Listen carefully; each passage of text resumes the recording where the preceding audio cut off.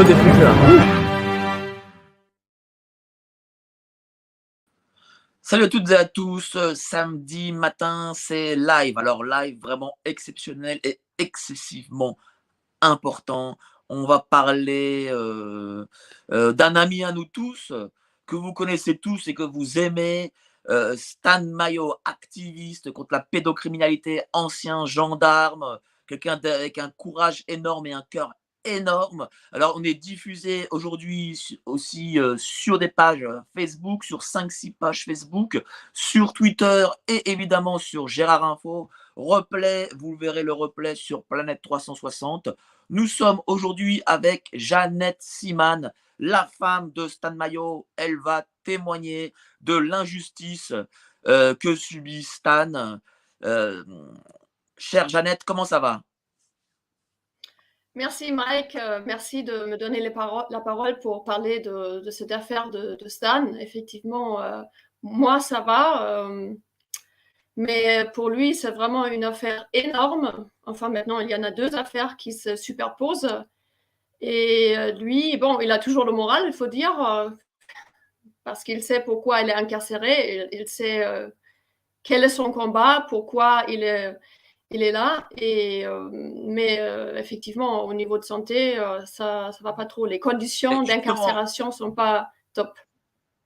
Justement, voilà, on va parler des conditions. Quelles sont-elles exactement? Est-ce qu'il est seul? Est-ce qu'il est avec quelqu'un? Est-ce qu'il est bien traité? Il est toujours à l'heure actuelle en quartier arrivant, c'est-à-dire une sorte d'isolement. Il est réveillé donc 3 fois la nuit pour voir, c'est une procédure pour voir si les détenus ne se sont pas suicidés. Donc, il ne peut pas vraiment dormir toute la nuit. Donc, ça dure depuis 4 mois déjà, qu'il ne peut pas vraiment dormir la nuit. Après, le régime alimentaire, il est végan. Et en détention, en principe, on a le droit d'avoir une alimentation végétarienne au mois. Je pense que c'est dans toutes les prisons pareil, mais pour lui, non. On lui a répondu que c'était une idéologie, donc ça ne va pas non plus.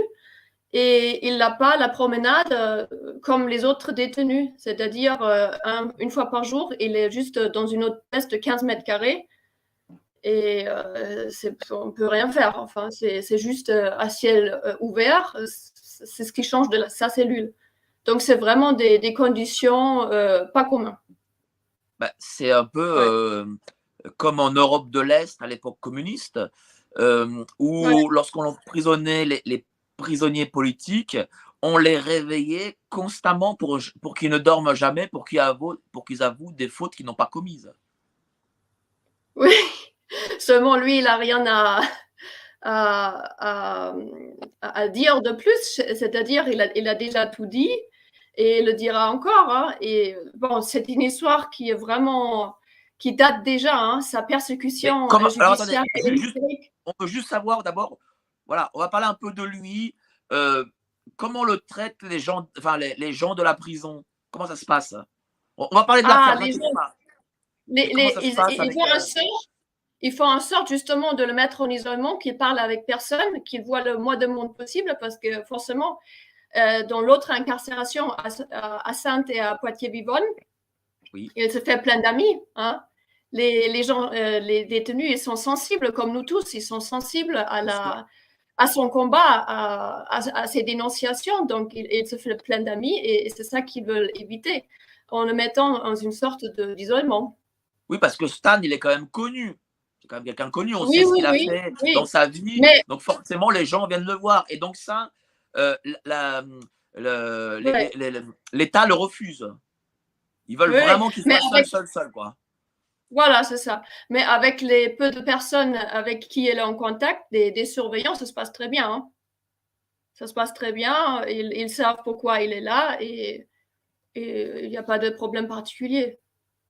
Ouais. Il n'est pas avec. Parce que moi, j'avais interrogé à l'époque Éric Fiory, là, à sa sortie de prison, et lui m'avait expliqué qu'il était incarcéré qu'avec des criminels.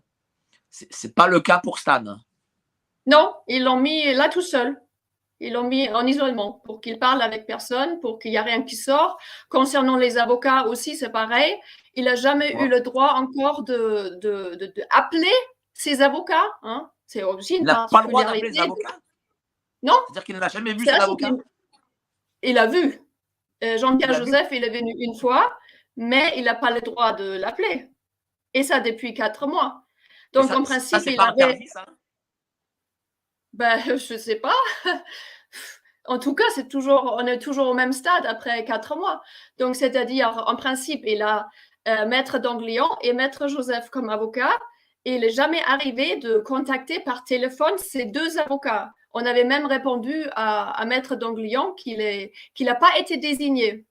Et c'est ce que j'ai appris il y a quelques jours, ce que Maître Danglian est interdit d'exercer pendant 1 an. Donc, il ne pourra pas s'occuper de la nouvelle affaire de Stan. Et voilà, c'est ce qui se passe avec les avocats en France qui font bien leur travail parce que Maître Danglian, il a bien travaillé dans le dossier de Stan, il a mis tout sur le tapis, que l'affaire est prescrite, qu'il y a une avalanche de vices de procédure, que c'est une invention déjà à la base. Et voilà. Et maintenant, il est interdit d'exercer.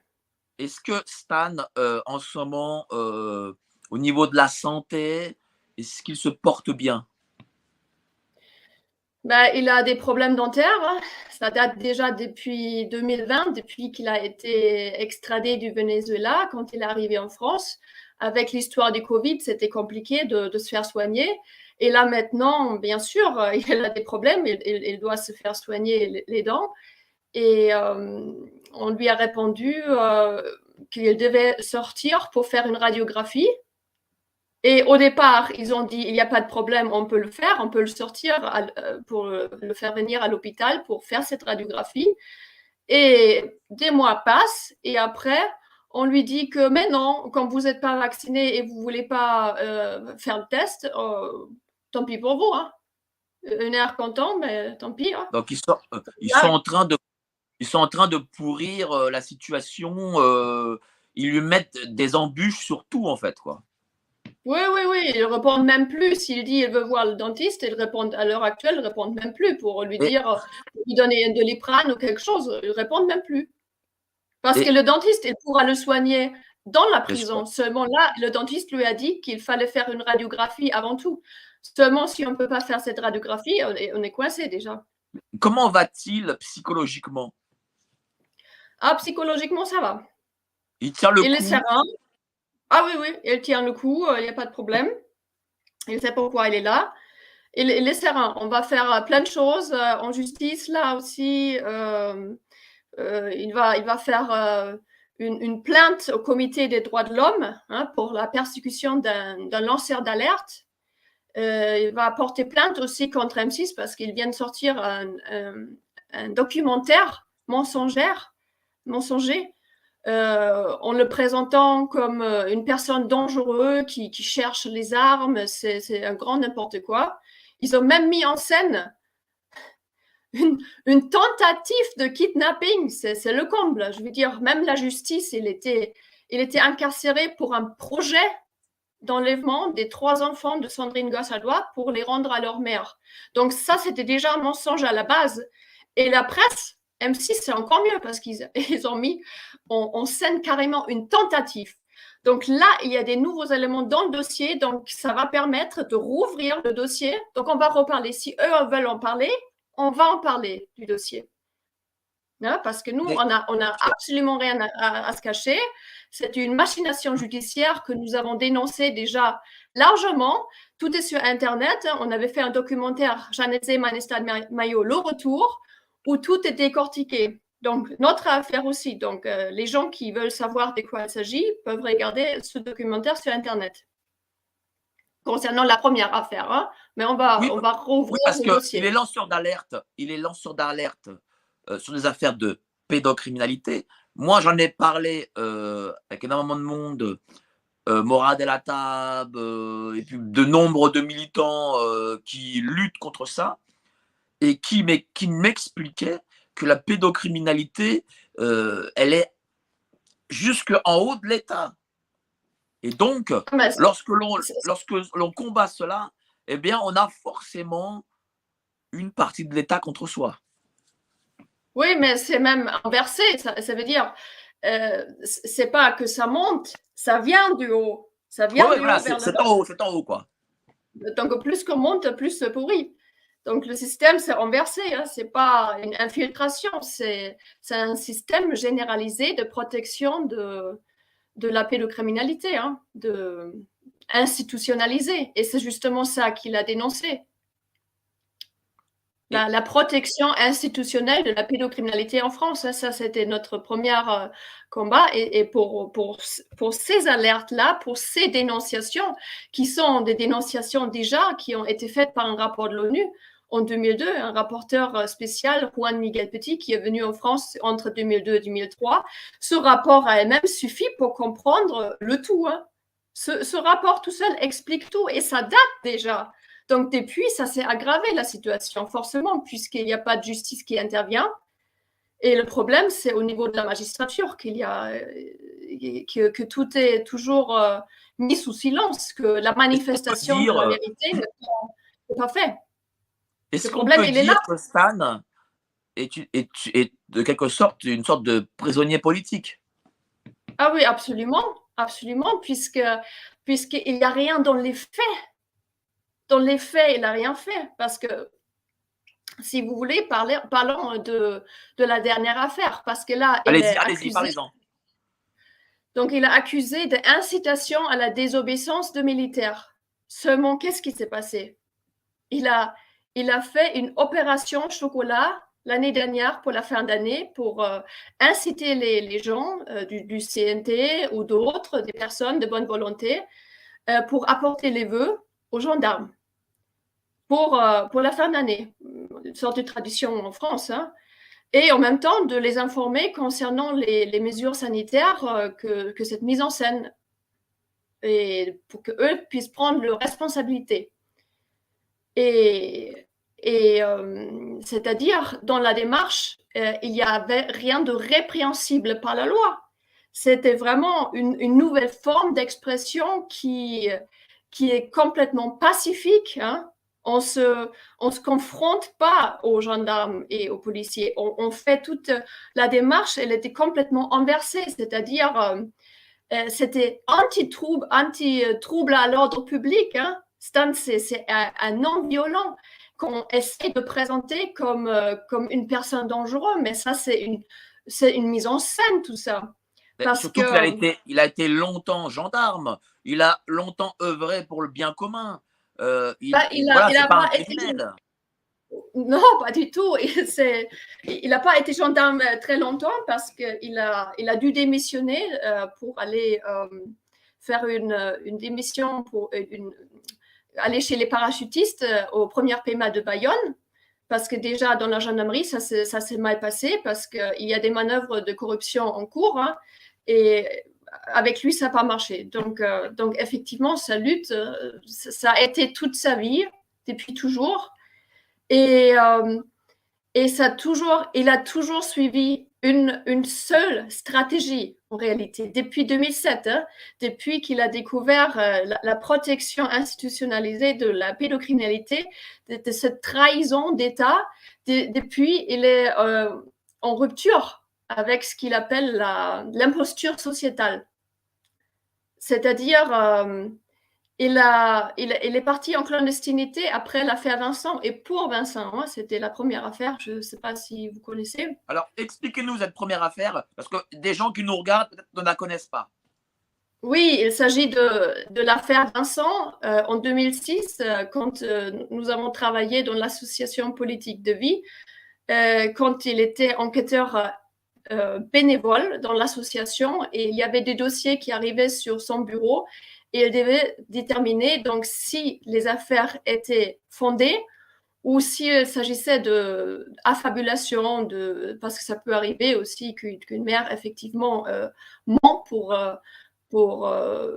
récupérer juste la garde de l'enfant. Et donc, c'était comme il a été gendarme, il a une formation de gendarme, donc il sait si eux, ils ont fait leur travail, si tout était passé dans les règles. Il a été horrifié de voir que rien n'était fait, que ça se passait complètement à l'envers, que l'enfant était jamais écouté, et on arrachait les enfants parce qu'il y avait plusieurs affaires qu'il arrivait quand il était là. Et on envoyait même les mères en prison et en asile psychiatrique s'ils insistaient dans leur dénonciation. Et il n'y avait aucune justice à obtenir. Il n'y avait jamais la manifestation de la vérité. Donc, il a essayé de protéger cet enfant. Et ça s'est mal passé. Il voulait trouver un acteur judiciaire. À l'époque, il pensait encore quelque part, il va trouver un acteur judiciaire qui va rétablir les droits de l'enfant. Et on n'a pas trouvé. On n'a pas trouvé. Et ça se terminait avec 3 semaines de détention provisoire pour lui. Et en sortant de cette affaire, il a dit, j'ai assez d'expérience maintenant avec le système judiciaire.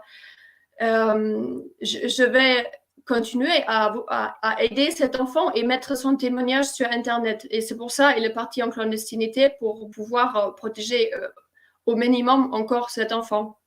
Voilà. Et bon, sa clandestinité, ça durait quand même jusqu'à 2019, tout en enquêtant, on continue. Pour protéger cet enfant, il est passé 13 ans en clandestinité. Oui, ben oui, parce qu'après, c'était la suite, parce que sinon, on n'aurait jamais pu faire ce qu'il a fait, parce qu'on est toujours réduit au silence par la justice même, sinon on est menacé d'incarcération. Voilà. C'est-à-dire qu'en France, quand on veut rendre justice, quand un citoyen veut rendre justice, il veut faire du bien à son prochain, il est condamné à 13 ans de clandestinité, quoi, si je puis dire. Ou la prison. Et effectivement, oui. Et effectivement, c'est ce qui a dénoncé déjà le rapporteur spécial de l'ONU à l'époque. Dans son rapport, hein, il a dénoncé que les personnes qui veulent protéger les enfants, que ce soit des parents ou des personnes extérieures, se trouvent accusées par la justice, persécutées par la justice. Donc, les rôles sont inversés. Donc, lui, il a déjà dénoncé dans son rapport. C'est pas nouveau. C'est juste que la situation généralisée s'aggrave. Et donc, nous avons continué toutes ces années-là les enquêtes de terrain, de comprendre aussi dans quel contexte s'inscrit l'affaire Vincent. Et on est vraiment tombé de plus en plus dans les réseaux de l'horreur, parce qu'on a enquêté aussi sur les dessous des CD-ROM de Zandvoort, une affaire énorme qui a éclaté en Belgique. Parlez-nous de cette affaire.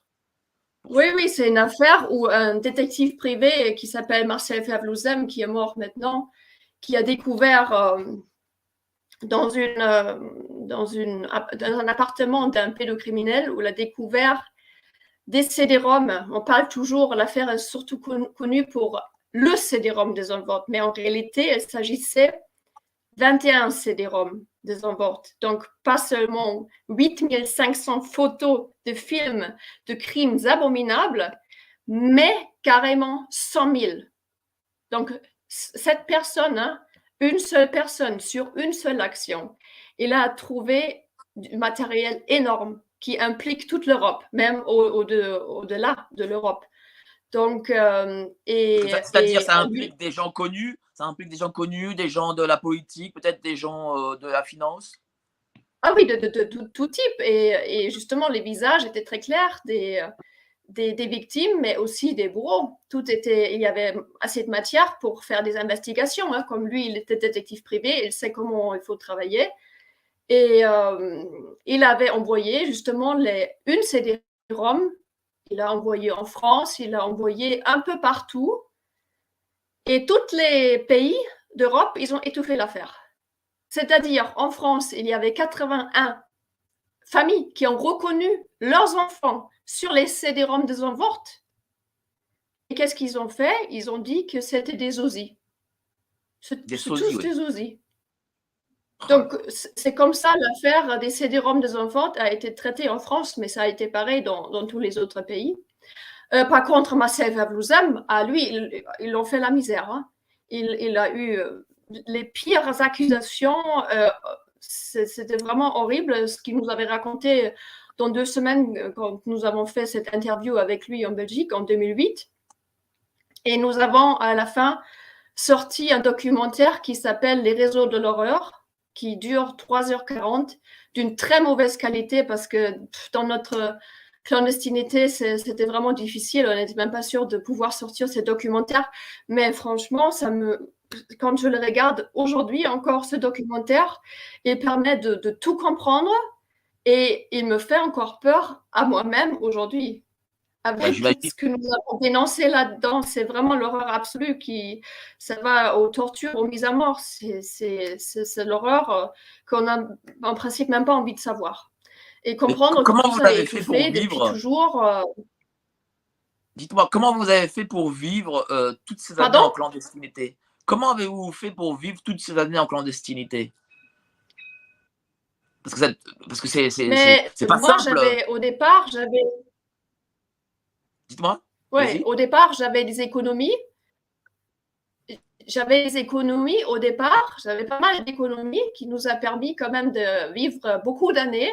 Et après, on a travaillé aussi au black, à droite à gauche, ce qu'on pouvait trouver, ce qu'on pouvait faire.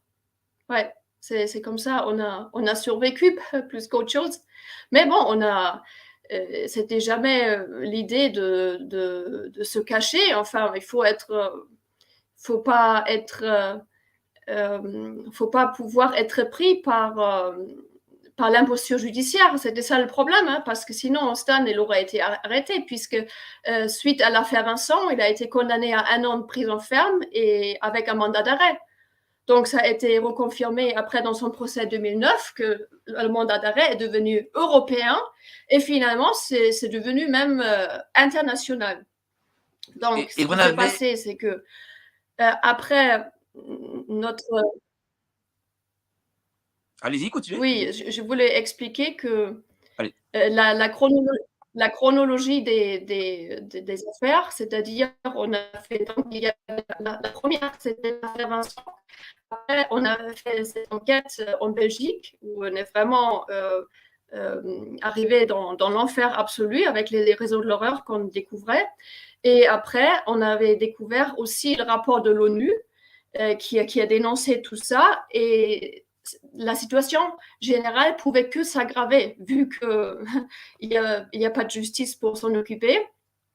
Et, et Stan voulait faire un documentaire pour récolter des nouveaux cas en France pour démontrer justement le systémique, le généralisé de toutes ces affaires, parce que chaque personne qui témoigne, une mère qui témoigne de ce qui a raconté l'enfant par rapport aux agressions sexuelles, se trouve isolée et pense que son affaire, c'est la seule. Enfin, à l'époque, c'était comme ça. Il n'y avait pas encore trop Internet pour connaître tout ça. Et c'était justement l'idée d'expliquer à travers de divers cas, d'expliquer le système, le systémique, qu'il n'y a pas, il ne s'agit pas d'erreur judiciaire, il n'y a pas de manque de moyens, tout ça, c'est faux. Et donc, il était en train en 2011 et 2012, il était en train de récolter des témoignages des mères, plusieurs personnes qui témoignent ce qui leur est arrivé après qu'ils ont essayé d'aller en justice après des dénonciations de leurs enfants. Et il y avait un dernier cas où on voulait aussi prendre le témoignage d'un enfant. Et cette affaire, après finalement, qui a été utilisée pour nous pendre une association de malfaiteurs avec le projet d'un enlèvement de ces 3 enfants pour la mère, pour Sandrine Gachadois. Mais c'était très clair qu'on était en train de faire un documentaire, on était en train de faire une enquête. Et ça, toutes les preuves sont là. Seulement, ce qu'ils font, eux, c'est qu'ils font disparaître les preuves et ils expliquent le contraire. Même si on a toutes les preuves, ils sont là. Ils n'ont jamais pu prouver que nous avions eu un tel projet, parce qu'un tel projet, on n'a jamais eu.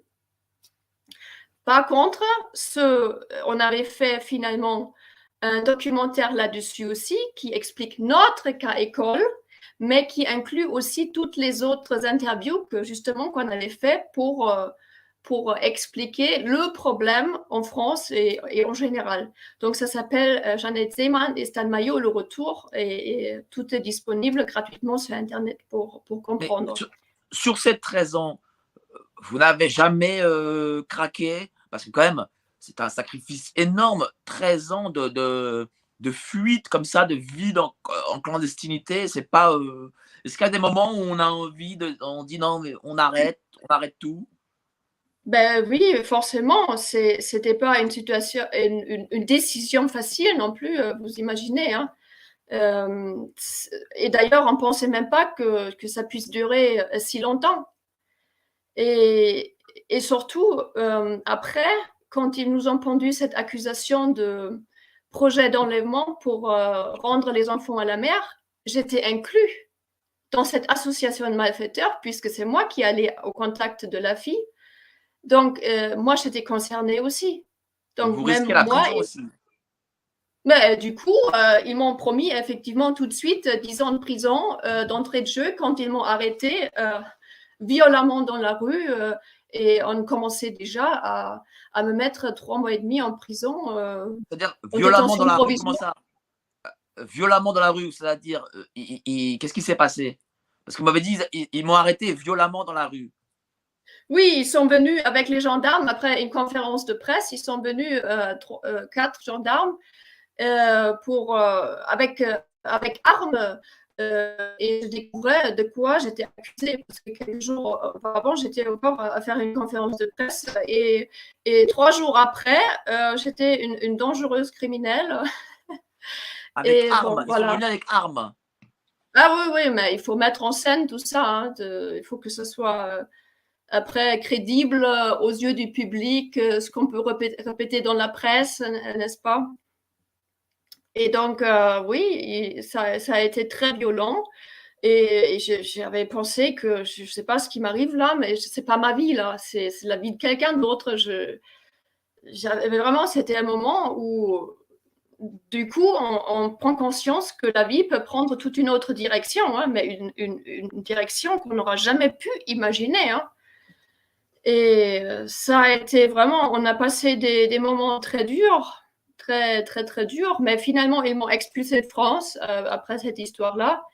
Et ils m'ont même interdit de parler de pédocriminalité, sinon j'allais repartir 10 ans en prison, hein, c'était ça.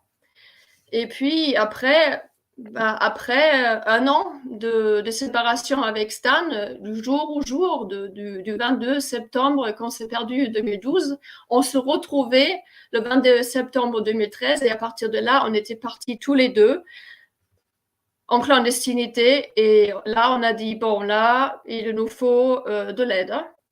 Là, il nous faut de l'aide, mais de l'aide de poids, type asile politique, quelque part. Donc, on a contacté plusieurs ambassades depuis l'Europe, pas depuis la France. On était un peu partout, mais à travers les ambassades, on n'arrive à rien. Et donc, on se disait, ben, il faut se rendre dans le pays qu'on choisit. Et finalement, on a choisi le Venezuela. Seulement, bon, vous imaginez, pour joindre le Venezuela dans des conditions où on n'a pas de papier, où on n'a pas d'argent non plus, et en plus être recherché, c'est pas évident. Hein. Mais pourquoi le Venezuela? Pardon? Pourquoi le Venezuela? Parce qu'on cherchait un pays non aligné où on ne pensait pas qu'il va y avoir une extradition. D'accord. Parce que vu que ce qu'on connaît de Hugo Chavez à l'époque et Nicolas Maduro, qui est le président actuel, se dit être dans la même lignée, donc opposé contre l'Empire, ce qu'eux ils appellent l'Empire, et nous c'est plutôt le nouveau ordre mondial, mais on a pensé qu'on parlait de la même chose. Seulement, on s'est encore bien trompé là-dessus, mais on est allé jusqu'au bout hein, pour Pourquoi vous êtes voir. trompé? Parce que finalement, c'est le gouvernement Maduro qui a vendu Stan lui-même. Parce qu'on a contacté le gouvernement et on n'a pas trouvé de l'aide, on n'a pas trouvé d'asile politique. Ils ont même fait disparaître le dossier parce qu'on l'avait enregistré. Quand nous sommes venus, quand on a fait la traversée, déjà, pour rejoindre le Venezuela, ça passait par les Caraïbes, on a enregistré à Sainte-Lucie la demande d'asile politique au Venezuela. Et ça aurait dû nous protéger en théorie. Seulement, une fois Stan s'est fait arrêter plus tard, quand Stan s'est fait arrêter, on découvre que le dossier a disparu. Alors, j'ai une question. Puis, après, une fois que lui, il était incarcéré à Interpol au Venezuela, ils m'ont donné refuge à moi. Et ce qu'ils ont fait après, ils l'ont extradé et ils m'ont refusé le refuge à moi. Donc, voyons, nous, on a déjà vécu des histoires. Ah ouais, c'est vraiment. Écrire plusieurs livres. Alors, Écrire plusieurs livres. j'ai une question d'un internaute qui nous dit salut à tous, force, madame, à vous. Comment pouvons-nous vous aider, chère madame? Votre mari est un grand homme qui a secouru tant d'enfants. Les pédocriminels ont le monopole de la justice, la dernière preuve. Alors, comment aider comment vous aider? Comment est-ce que, par exemple, là, les gens qui voient votre vidéo, ils peuvent venir en aide et que tous ces gens qui sont touchés par votre histoire? Déjà, il y a une audience le 21 décembre, donc dans quelques jours, mardi prochain, à Riom. Donc, je voudrais effectivement faire un appel aussi au soutien pour que les gens se rendent à cette audience, c'est-à-dire il a déjà passé 4 mois en détention provisoire et ils ont renouvelé pour 4 mois de plus. Et là, elle a fait appel. Donc, c'est cet appel-là qui va passer le 21 décembre à Riom et j'invite tout le monde de venir pour le soutenir physiquement. Et aussi, si vous pouvez nous soutenir financièrement, c'est toujours bienvenu aussi. Hein. Alors, où justement vous soutenir? Enfin, comment, où vous contacter? Est-ce qu'il y a un site? Est-ce qu'il y a des réseaux sociaux? Qu'est-ce qu'il y a pour pouvoir justement vous contacter?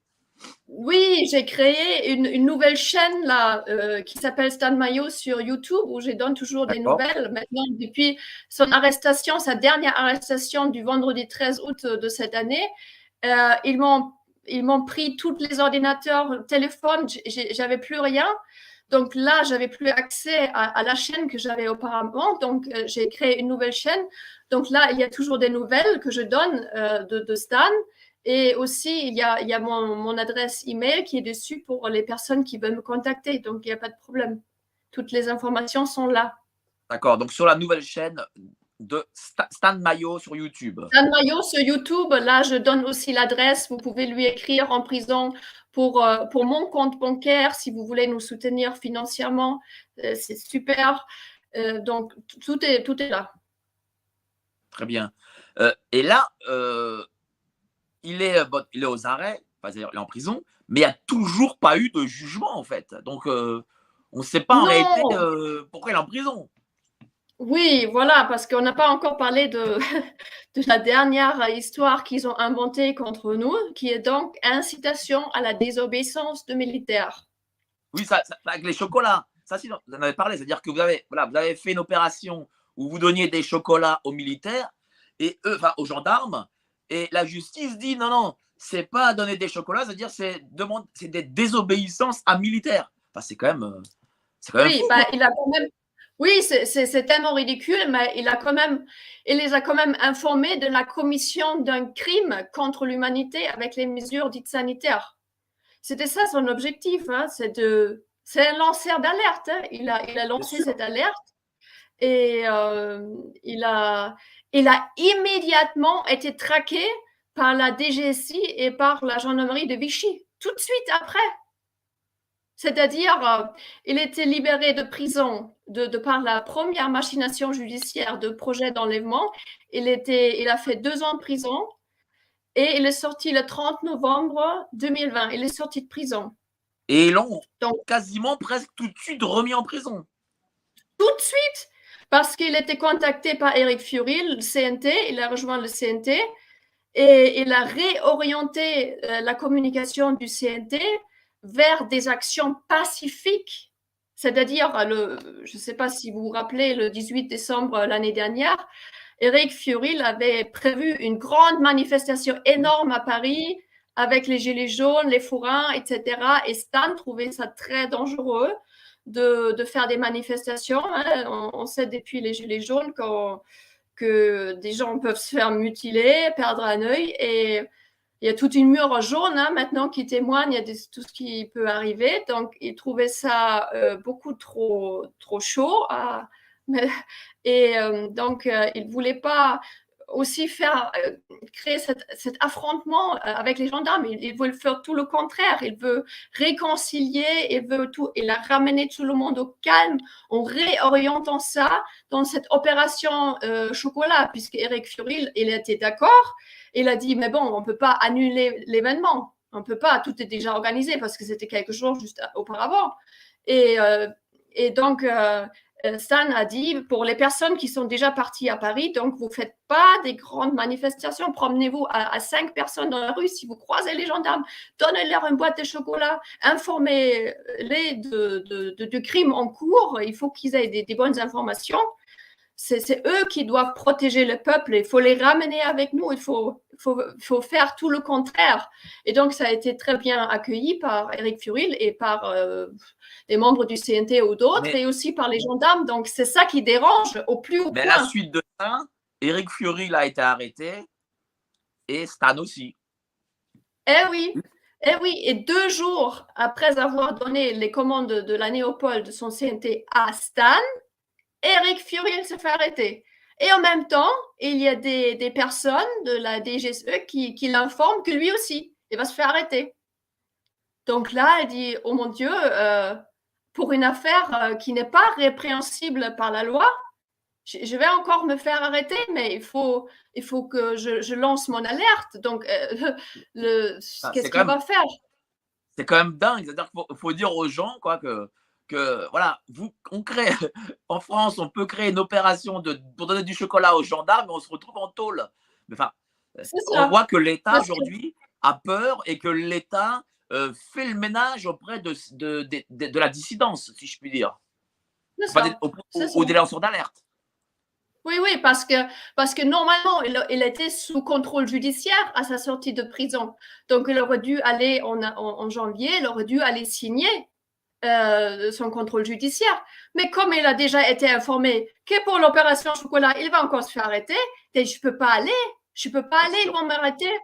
Donc forcément, là, il n'a pas eu le choix que de passer en clandestinité. Il n'a pas eu le choix parce qu'il se rend compte que d'informer les gendarmes, parce qu'ils disent les militaires, non, les gendarmes, et la désobéissance de gendarmes est prévue par la loi.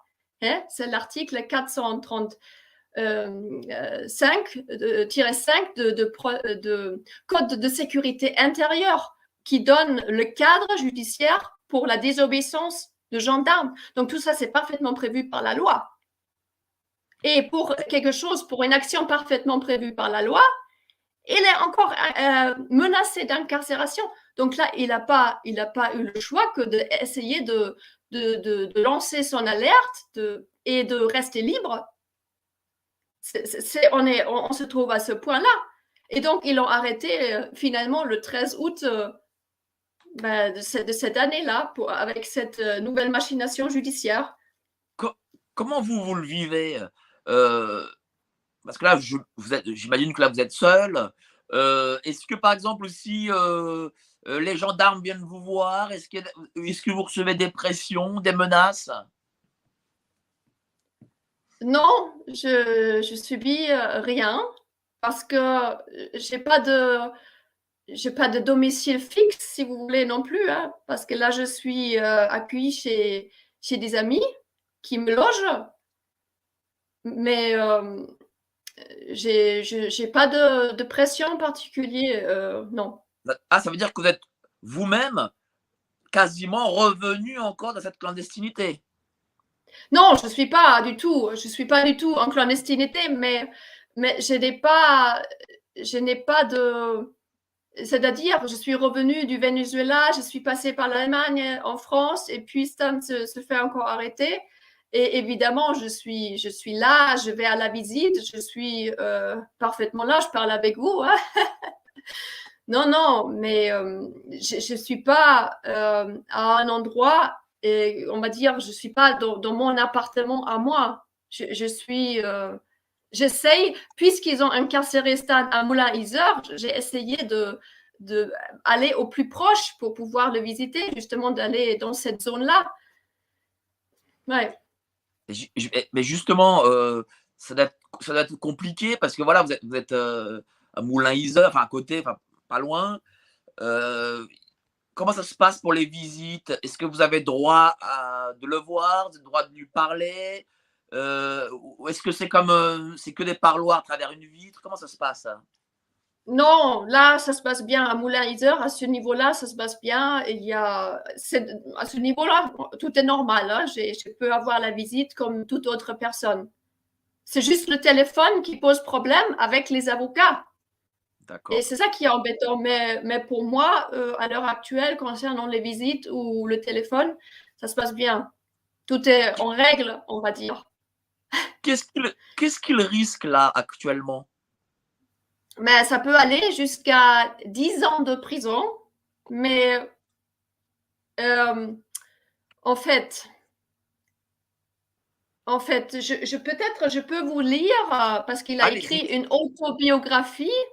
allez-y. autobiographie oui, où je suis en tractation avec deux éditeurs et d'ailleurs je suis aussi ouvert à toute proposition s'il y en a d'autres qui veulent éditer son autobiographie parce qu'il a du temps maintenant, il peut écrire en prison, n'est-ce pas? Et, euh, et je voulais juste lire ce petit passage, Allez-y, ce lisez. qu'il dit concernant cette incitation à la désobéissance. Hein. Donc, petit passage. Donc, il parle de l'article 434-5 du Code de sécurité intérieure. Et après, il dit, ainsi, on ne peut en aucun cas m'incriminer pour avoir incité les militaires de la gendarmerie hein, à désobéir à certains ordres très précisément cités et dénoncés par mes soins comme étant contraires à l'intérêt public et même carrément de l'ordre du crime contre l'humanité, sans que ces fameux ordres ne soient préalablement mis sur le tapis, au cœur des débats, avec un examen, enquête judiciaire, poussé, en fonction de la gravité de mes accusations. Mais notez bien, le fait que mes accusations soient graves ne signifie aucunement que je dois être réprimé très sévèrement, de façon exemplaire, pour les avoir portés à la connaissance de représentants de la loi, mais plutôt que les crimes que je dénonce sont d'une incommensurable gravité en fonction de leurs effets, de la nature résolument criminelle, ainsi que de la nature et du nombre de leurs auteurs, co-auteurs et complices, s'agissant en premier lieu de personnes dépositaires de l'autorité publique. C'est-à-dire, les accusations, ils sont graves, mais ça ne veut pas dire qu'il doit être réprimé très sévèrement. Hein, c'est-à-dire, puisque tout est une machination judiciaire, et il y en a tellement de monde aussi qui dénoncent ça, qui dénoncent le crime contre l'humanité concernant les mesures sanitaires. Mais lui, par contre, il le met en prison. Hein. C'est-à-dire, lui, il se fait seulement le relais des personnes, des scientifiques, des juristes et des médecins qui peuvent en parler. C'est eux qui peuvent en parler, qui savent beaucoup mieux que nous de quoi il s'agit. Donc, lui, il se seulement fait le relais et il est en prison pour ça. Donc, on va faire témoigner toutes ces personnes pour aller au fond de la dénonciation. Et finalement, qu'il est en prison, ça va permettre de mettre le focus dessus. Qui vont faire leur audience encore en huis clos ou pas, ça va rien empêcher. Parce que finalement, quand il y a trop de soutien, ils font tout à huis clos aussi.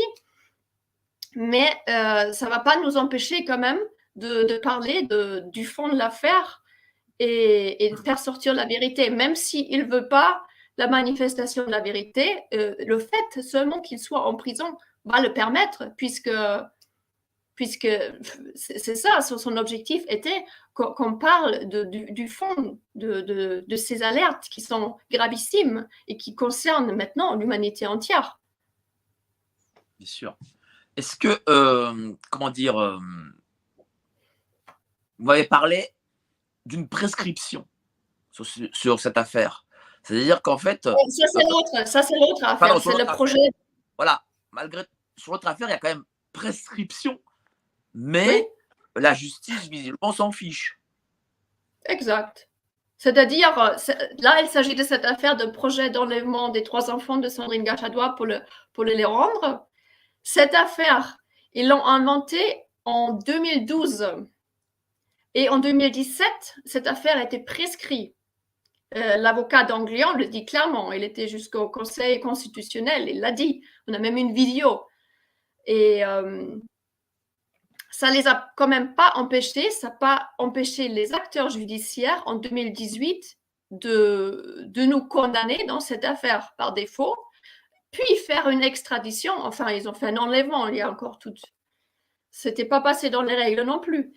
Et ils l'ont rejugé donc en 2020 pour cette affaire où il a pris 4 ans en prison ferme, puis 2 avec du sursis en appel. Ça ne les a pas empêchés de le condamner quand même sur une affaire prescrite. Et encore aujourd'hui, sur cette affaire prescrite, ils ont révoqué le sursis. Parce qu'il avait dans cette affaire 2 ans avec du sursis et ils ont révoqué la totalité. Et donc là, il y avait aussi une audience à Bordeaux où finalement, c'est le 5 janvier 2020, on va avoir la réponse pour savoir si la totalité va être révoquée ou pas. Sur une affaire prescrite, hein, pour Dingue. savoir s'il va encore continuer à l'heure actuelle de te faire la prison pour cette affaire prescrite.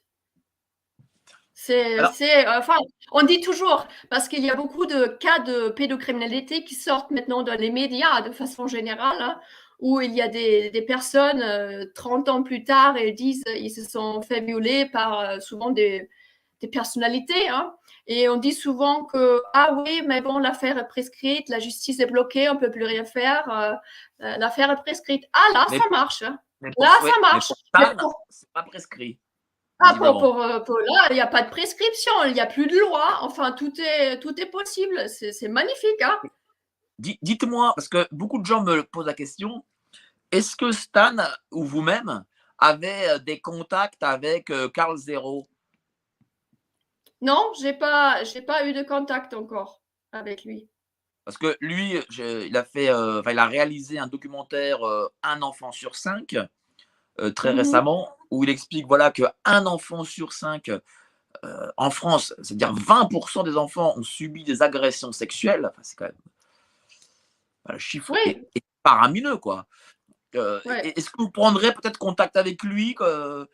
Est-ce que c'est peut-être parce que voilà, c'est aussi votre Il y combat? avait déjà, à ma connaissance, il y avait déjà des soutiens qui l'ont fait, mais j'ai pas eu de suite. J'ai pas eu de suite à ça. D'accord. Donc, oui, j'incite les personnes à prendre contact avec lui pour voir si on peut faire quelque chose, effectivement.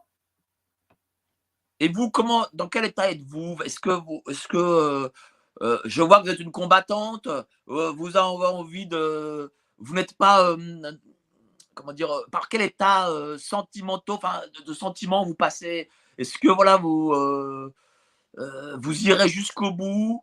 Parce que voilà, c'est une injustice qui est contre vous? Mais maintenant, c'est pas seulement contre nous, c'est contre l'humanité entière. Hein. Contre quoi nous nous battons. Avant, c'était la protection institutionnelle de la pédocriminalité. Ça concernait quand même beaucoup de personnes.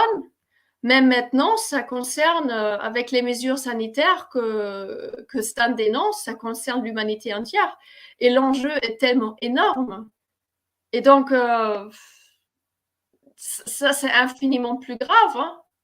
Tout ce que, tout ce qu'on vit à l'heure actuelle, Et lui, c'est comment il énorme. est? Et lui, comment il est? Parce que par exemple, j'ai déjà interrogé des prisonniers qu'on dit politiques, et certains avaient envie de suicide, par exemple. Et lui, il n'est pas dans cet état-là. Il n'a pas. Ah non, jamais, jamais, Non, il jamais, est. jamais, jamais. Ça ne lui viendra jamais à l'esprit. Il est très combatif. Il sait pourquoi il est là. Il sait que dans quel monde nous vivons et que bah, s'il doit être en prison pour que son message passe, Il est prêt à faire voilà. sacrifice. Il est Il en prêt à a faire déjà. sacrifice. Mais oui, mais c'est ce qu'il fait, hein, et il en a déjà tellement fait. Et c'est pour ça, je pense, il fait peur d'une certaine façon aussi, parce qu'il est tellement consistant aussi dans la durée. Et il a tellement sacrifié déjà personnellement de sa vie. Déjà, il a tout donné, enfin, il a tout donné de lui-même. Et c'est ça qui fait aussi sa crédibilité. Et ce qui explique, je pense, cet acharnement judiciaire spécialement contre lui, parce qu'il y en a beaucoup de monde qui dénonce la même chose, seulement contre lui, il s'acharne, hein, parce que pas les personnes qui ont fait l'opération chocolat, ils ne sont pas incarcérés. Mais lui qui a eu cette idée, et cette idée, ça date pas de l'année dernière, il l'a déjà fait depuis qu'il est sorti de l'affaire Vincent en 2007.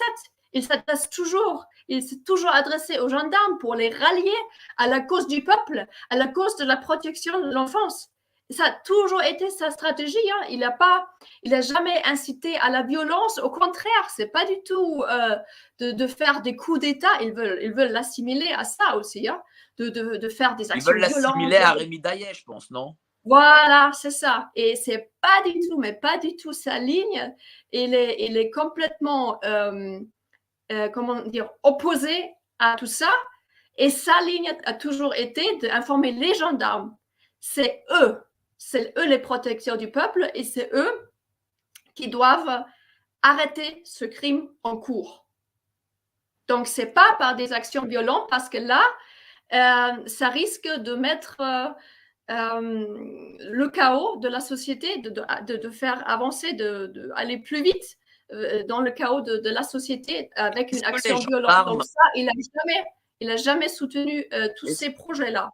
Est-ce que les gendarmes qu'il a rencontrés soutenaient ce projet?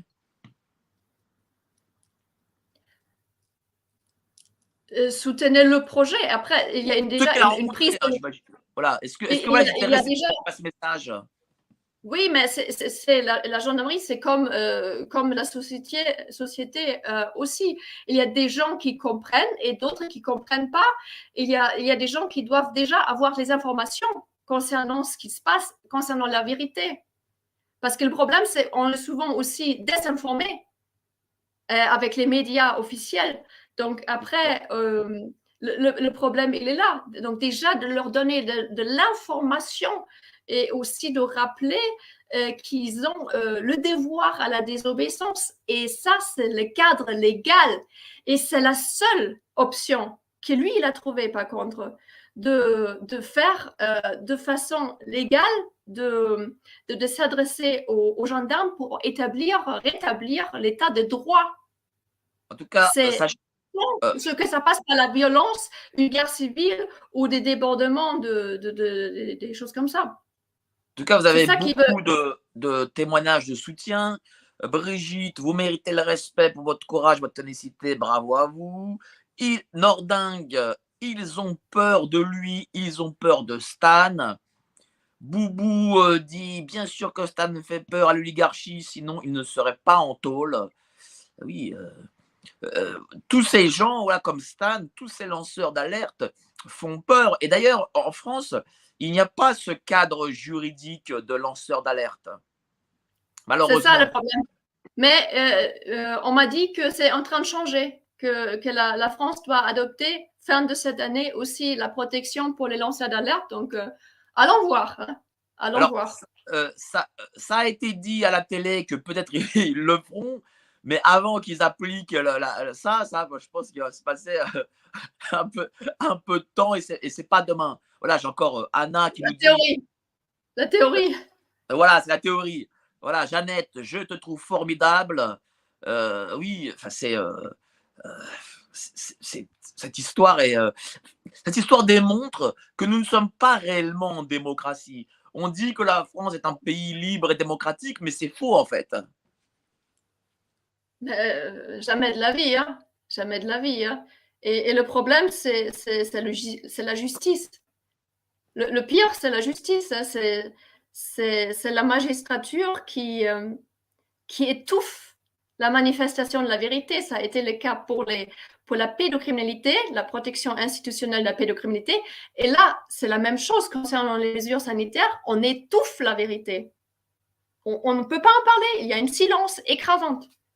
Donc, du coup, alors, c'est mardi. Alors, ce sera mardi, c'est ça? C'est ça. Dites-nous encore à Riom, à la cour d'appel de Riom. À la cour d'appel. Je vous attends, je serai là. D'accord. Pour est-ce que vous pouvez m'envoyer, envoyez-moi aussi sur Signal, comme ça je copie-colle et je mets en description. Donc vous aurez tous les renseignements en bas en description. Jeannette va m'envoyer ça tout de suite, presque, enfin, après le live. Tous ces renseignements, je mettrai tous les renseignements en description pour que vous puissiez voir. En tout cas, vous avez peut-être quelque chose encore à rajouter, peut-être, à nous dire? À nous dire, il y aura tellement de choses encore à dire, hein, sur cette machination judiciaire. Mais je pense l'essentiel, je crois, ça a été clair. En tout cas, merci beaucoup, chère Jeannette. Bravo pour votre courage. Et nous pensons à vous. Et voilà, venez, essayez de venir physiquement ce mardi soutenir Stan Mayo. Merci à vous. Merci, Mike. Et bravo pour votre courage. Merci encore. Merci pour votre invitation.